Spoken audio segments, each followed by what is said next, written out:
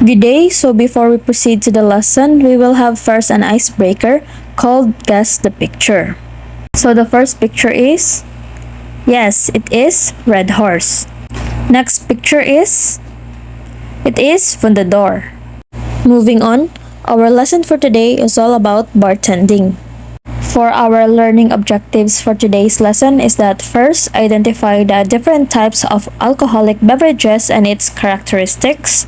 B. Demonstrate proper techniques for measuring and pouring liquids. And C. Cultivate a strong work ethic and attention to detail. So the history and evolution of bartending. First is the ancient origin. Early forms of bartending emerged in ancient civilization. Second is the 19th century boom. This is where the cocktail era began with the rise of bars and salons. And third is the modern mixology. This is where the innovative techniques and a focus of artisanal ingredients. Next is we have the essential bartending equipment and tools. First is the shakers and mixers.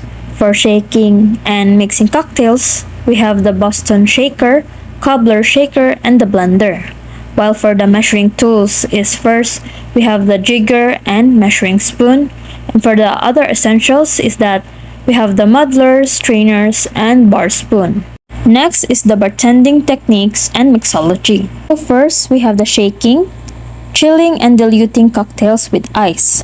Second is the stirring, mixing cocktails with dilution. Third, muddling, crushing fruits and herbs to release the flavors. And fourth, layering, creating visual appeal with distinct layers. Now we have the drink preparation and presentation. First, recipe adherence. Follow the recipe for consistency. Second, presentation. Garnish the presentation to enhance the experience. And third, the temperature, which is to serve the drinks at the appropriate temperature. Moving on is the alcohol types and characteristics.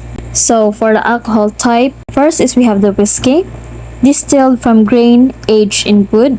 For the rum, distilled from sugarcane aged in wood. While for the gin, distilled grain spirit flavored with juniper berries. For the vodka, distilled from fermented grains or potatoes, neutral flavor. And lastly, for the tequila, distilled from agave plant known for its distinct flavor. Moving on is we have the cocktail recipes and flavor profiles. First is we have the sour cocktails. This is a citrus-based cocktails, often tart and refreshing. Second is the sweet cocktails. This is a sweet and fruity, often use licorice and syrups. Third is the spicy cocktails, flavored with spices, herbs, and peppers. And lastly, we have the bitter cocktails. It is a bold and complex, featuring ingredients like bitters and vermouth. Since we already know the alcohol types and cocktail recipes, now let's move on to the glassware guide. First is we have the martini glass. So the martini glass is for martini and Manhattan, while the highball glass is for the whiskey, soda, and gin. Third is the old-fashioned glass. It is also for whiskey and Manhattan. And lastly, we have the shot glass. So it is for liquor shots and of course tequila. So these pictures are example of glassware guide for bartending. We have the Delmonico, the flute, wine or the basic white, coupe glass, Nick and Nora, cocktail glass, Collins or highball, rocks or shot glass, wine or the basic red, and lastly we have the stifter. So as a bartender, we have the responsibility. First is safe handling. It is for proper handling of sharp tools and glassware. Second, responsible service. We should check IDs, monitor consumption, and offer alternatives. And lastly, and the most important part, which is the hygiene. We should maintain a cleanliness and sanitary work environment. Next is the bartender etiquette and customer service. So first is we should have professionalism. We should maintain a professional demeanor and appearance. Next is hospitality.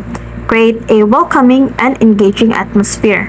And lastly, we should have the knowledge. Know the menu and provide expert advice. Lastly, we have the bartending career opportunities and trends. First, we have the cocktail bars, creating innovative and classic cocktails. Second, the restaurants, providing service and drinks in a dining environment. And third, events and catering, serving drinks at wedding parties and other events. So that ends my discussion. Thank you everyone for listening.